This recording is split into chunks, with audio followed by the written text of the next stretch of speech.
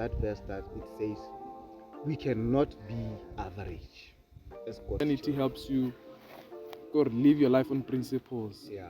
It guides you. And the good thing about that, it makes you sleep at night. You sleep like a baby at night. Hey, got some people can't sleep because they know what Yeah. if someone comes.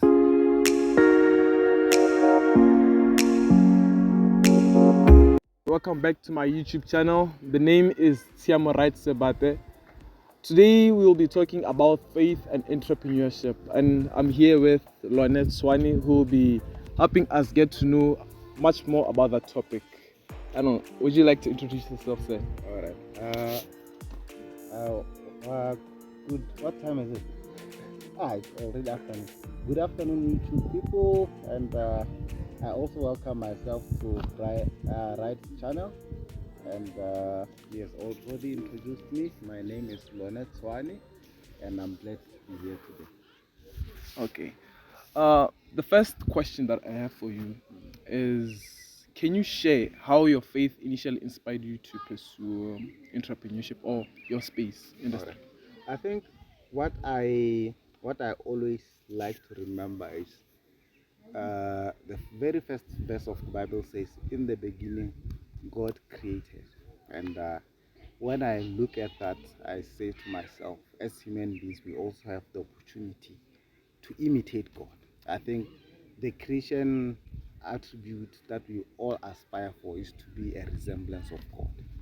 So, and when in Antioch they were named Christians, it's because they were said, these guys, they resemble Christ. They are one like Christ. So, if God created, we also have to create. So, we will have the resources that God has created. We won't start from scratch, but we can innovate from the resources God has made to make something new.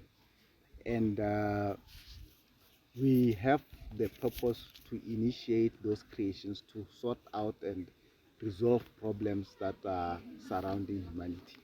So that's what drives me. That's very interesting to hear, because I think faith, I think we are usually inspired by God because He is like the creator. Yeah. So even as, like he said, that I get kind of we are built in His own image. We still have that aspect in us. Yeah. And another question would be, did you have any Christian like role model when you're growing up who like inspired you in your journey today? It's hard to say. I think my role models, I won't say they are living, but I, even up to now, I still love stories from the Old Testament. So I read those stories from the Old Testament and I realize they are very practical to my life. So you'd read in the books of let's say Genesis, you'd read in the book of Jeremiah, the book of Kings, you'd realize real life stories. So for example, you find Abraham and Lot were farmers, and as farmers battle for utilities and resources like water, grazing fields, and that aspect is seen in that story where Lot and Abraham decide, oh, which part of the land are you obtaining. So as a businessman, you also realize attaining land is important. So you have to ask yourself also, which part of the land are you obtaining? Because it also goes along to the ultimately influencing your location in business. And imagine right now you place your business where people don't go. Does it help? It doesn't help. It doesn't help. So you look at the decision Lot made. Lot said, I'll take the plains towards Sodom. Why did he do so? It was the place towards the urban area. He knew customers were there. He knew people with money were there. So it was good for his enterprise, you see. And then in the book of Jeremiah also, there's an instance where there's a transaction. And in that transaction, Jeremiah is told, go and buy the land. And when you buy the land, obtain the title deeds. And you look at us today, you ask us how many have title deeds. We don't have. But in the Bible, a man was instructed to ensure he has the land title. So it says to me, you should obtain land, and when you transact in land, make sure you have the right records. Why is the title deed important? When you approach a bank or a financier, they want something that they can secure the funds against. They want the title deed. So it allows you to grow your resources to say, I have a lot here.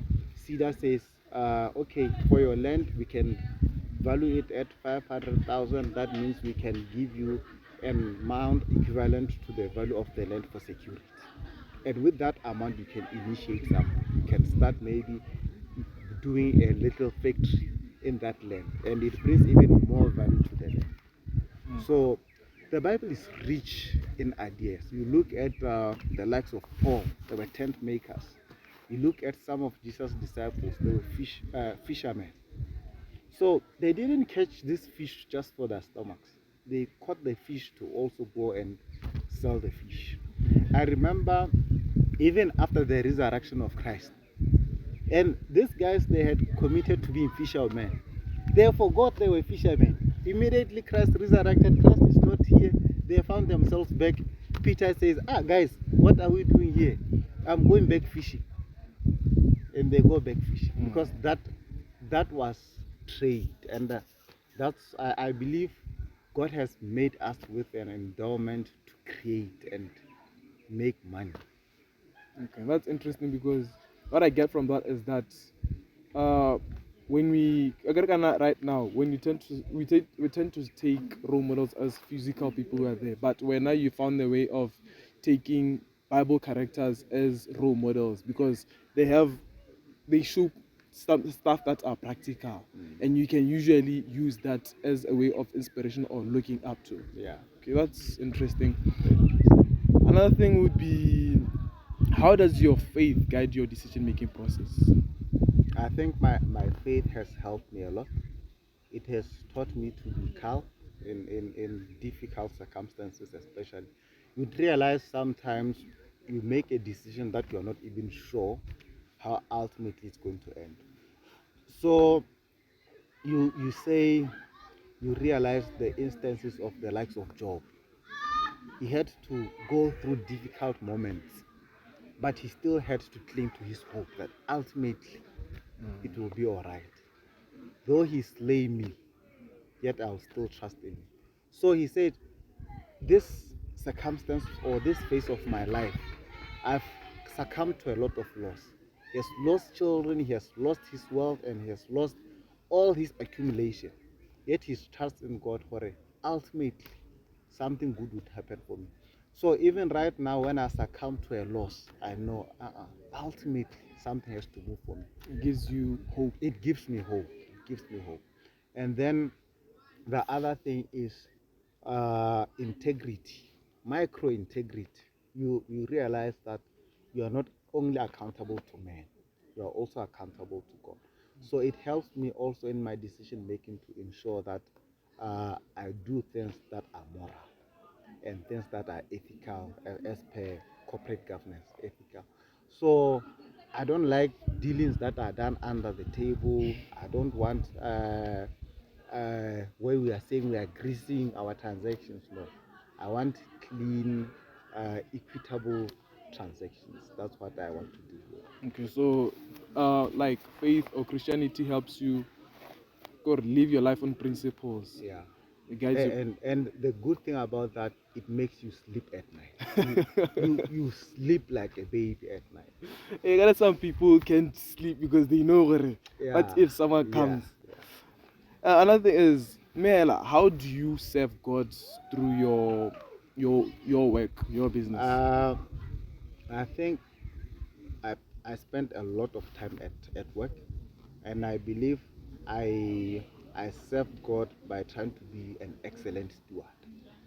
So I believe when I'm at my workplace, I represent God. I am there to represent His character. So when I talk, I can't be found to be cursing my team. I can't be found to be belittling my team. I have to respect people. I have to respect my stakeholders at the office. So when they, even in my absence, they should understand that's a trustworthy individual. That is somebody who will deliver the work at the best of their capability.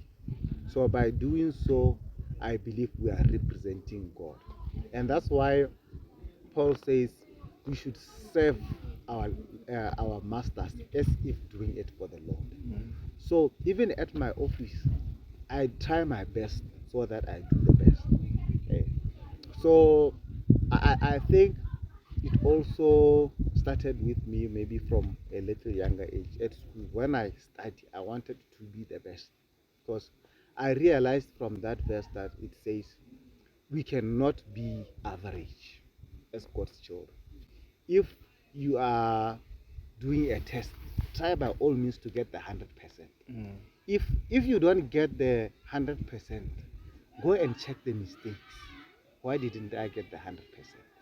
But strive to get the 100%. Okay. So what I'm getting is that another way you serve people is you represent God. You represent God in such a way that that's how you spread. That's good. That's how you like bring people to God, showing that now this is how God wants us to live. Yeah. Good, more of a good example to other people. Yeah. Yeah, especially because I can't preach. Of course, kind of you're looking at your strengths here. Yeah, I cannot preach, so at least let me try to. Yeah, using your character. Using my character. Yeah, that's profound because other people are what can I do? I can't do this because like for instance, yesterday we like talked about using your talents. Usually, kind of let's say that's more football. We mentioned football. Let's say you talk football. The way you live your life is going to inspire another person. One person is going to be provoked to ask you, how do you keep being consistent like this? How are you this good? And that gives you the opportunity to talk about your God, to talk about a being that helps you. You see? Yeah, that's okay. Other thing would be how can you encourage young Christians to use their hormone? How can I put it? How can you encourage young Christians to like use their principles to gain principles? Yeah, I think honestly speaking, I think the world is in need of Christians today more than they ever needed them before. But unfortunately, I don't know what we can do, especially for the Christian youth, to realize that. What we need to do is to stay our course. Stay our course.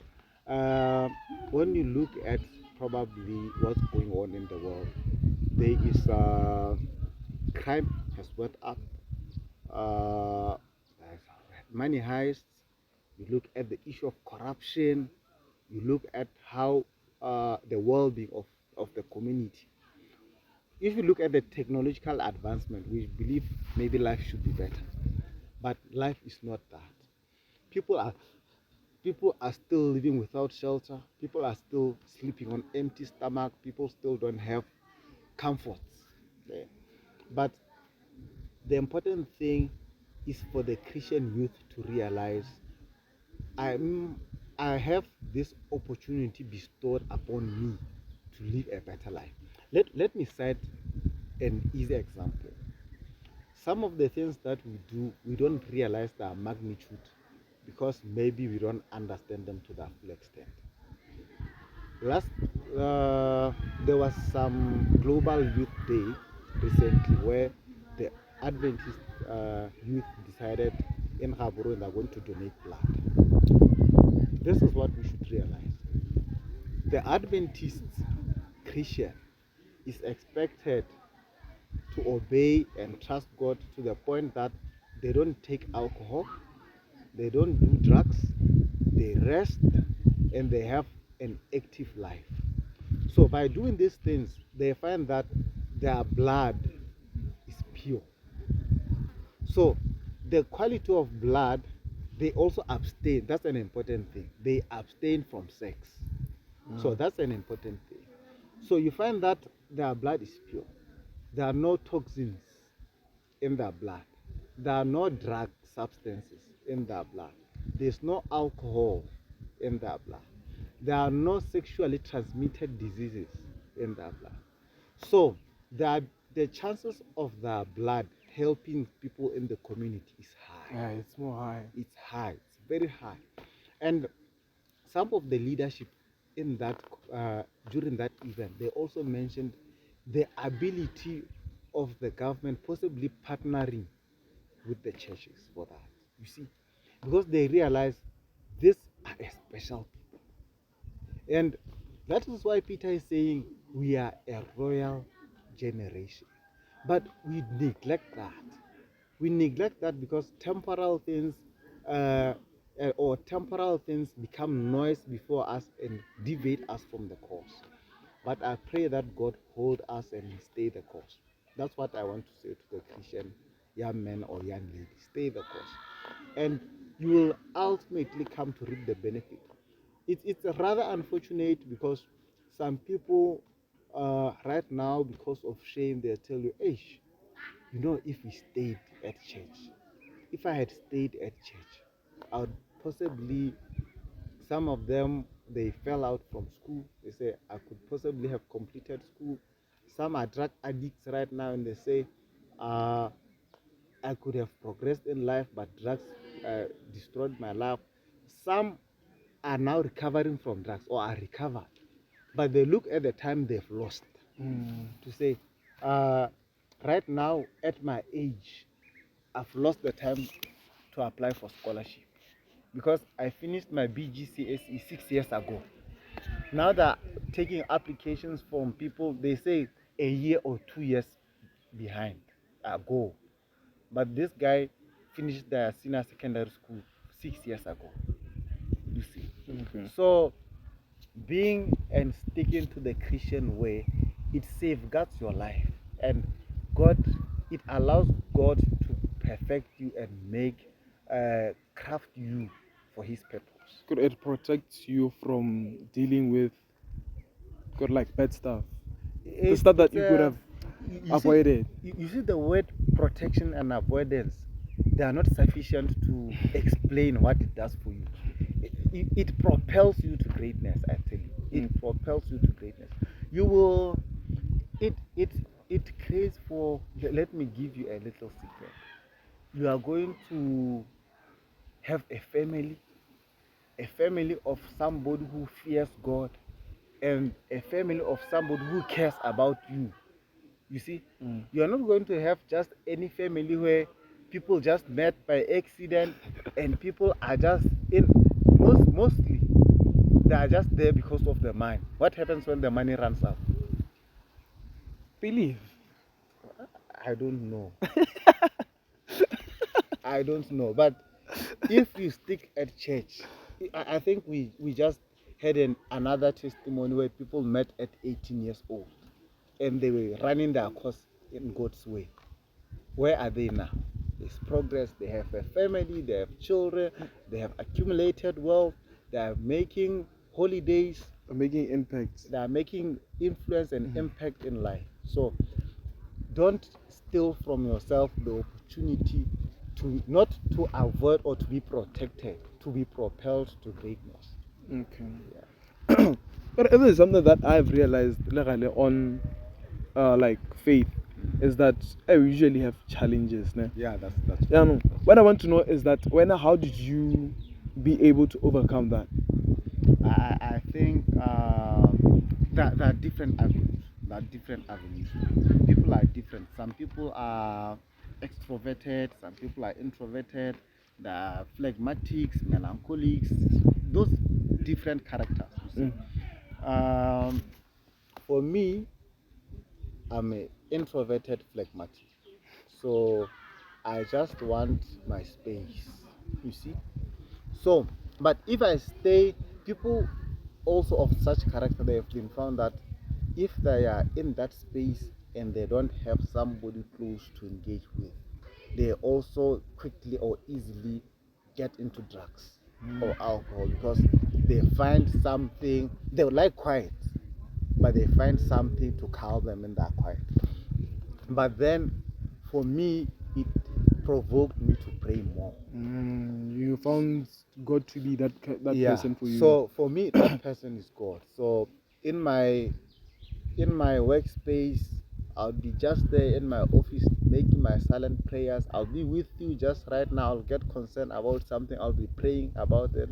But in my spare time when I'm alone and I'm praying out loud, it even makes a more impact. It feels like I was engaging with somebody.